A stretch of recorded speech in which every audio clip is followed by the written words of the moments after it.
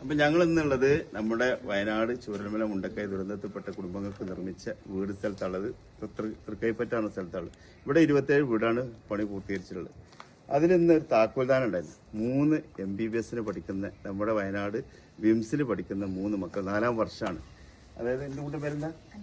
അനകമോള്, മാഹിറമോള്, ഹൈമമോളെ ഉപ്പ ഞങ്ങൾ റഷീദിക്ക, കൊല്ലം കരുനാഗപ്പള്ളി സ്വദേശിയാണ്. അദ്ദേഹം സൗദിയിൽ ബിസിനസ്സുകാരാണ്.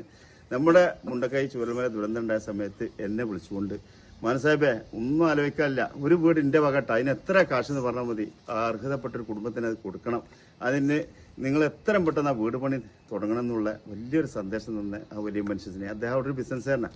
അദ്ദേഹത്തിന്റെ ബിസിനസ്സിലൊക്കെ വർക്കത്ത് ഞങ്ങൾ ദുആ ചെയ്യണം. കാരണം നമ്മുടെ നാട്ടിൽ വിഷമം ഉണ്ടായപ്പോൾ പടച്ചവൻ കൊടുത്ത സമ്പത്ത് ആ നല്ല കാര്യങ്ങൾക്ക് വിനിയോഗിച്ച ആ നല്ല മനുഷ്യന് വേണ്ടി ദുആ ചെയ്യണം.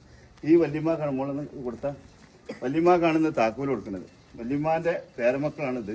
ഇവരെ ഉപ്പ മരണപ്പെട്ടിട്ട് വർഷങ്ങളായി, 7 വർഷമായി. കാരണം വല്ലാത്തൊരു അവസ്ഥയാണ്. ഇവർ പാടിയിലാണ് താമസിക്കുന്നത്. അപ്പോൾ പാടിയിലുള്ള കുടുംബങ്ങളെയാണ് ഞങ്ങൾ തിരഞ്ഞെടുക്കുന്നത്.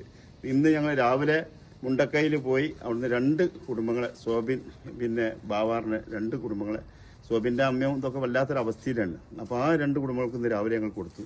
3ാമത്തെ വീടാണ് ഇന്ന് ഇവിടെ. ഈ 3 കുഞ്ഞു മക്കളും, ഇതാണ് ഉമ്മ, ഇതാണ് വല്യമ്മ. ഇവർക്കാണ് ഇന്നത്തെ വീട് ഞങ്ങൾ റഷീദിഖാന്റെ പൊന്നുമോള് താക്കൂർ കൊടുത്തുള്ളത്. ഇനി ഇൻഷാ അല്ലാ അവർക്ക് ആ സ്വർഗീയ ജീവിതം അള്ളാഹ് പടച്ചവൻ കൊടുക്കട്ടെ. മരിച്ചുപോയാൽ ഉപ്പാക്ക് പടച്ചവൻ സ്വർഗീയ ജീവിതം കൊടുക്കട്ടെ. കാരണം ഇതിനൊരുപാട് ആളുകൾ എൻ്റെ കൂടെ സഹായിച്ചിട്ടുണ്ട്. അവർക്കൊക്കെ വേണ്ടി നിങ്ങൾ പ്രാർത്ഥിക്കണം. കാരണം അത്രക്കും മനുഷ്യസ്നേഹികൾ അവരെ സമ്പത്ത് ഇത്തരത്തിലൊരു ദുരന്തം ഉണ്ടായപ്പോൾ ഓടി വന്ന് എൻ്റെ കൂടെ സഹായിച്ചിട്ടുണ്ട്. സ്ഥലം എടുത്തുന്നൂല്, കിണർ കളിച്ചെന്നൂല്, ഇതിലേക്ക് കരണ്ട് എടുത്തുന്നൂല്, ഒരുപാട് അച്ചായന്മാരും എല്ലാ മതവിഭാഗത്തിൽപ്പെട്ട ആൾക്കാരും എൻ്റെ കൂടെ സഹായിച്ചിട്ടുണ്ട്. അവർക്കൊക്കെ നിങ്ങൾ ദുആയിൽ ഉൾപ്പെടുത്തുന്നത് അറിയിച്ചുകൊണ്ട് സ്നേഹത്തോടെ നാസർ.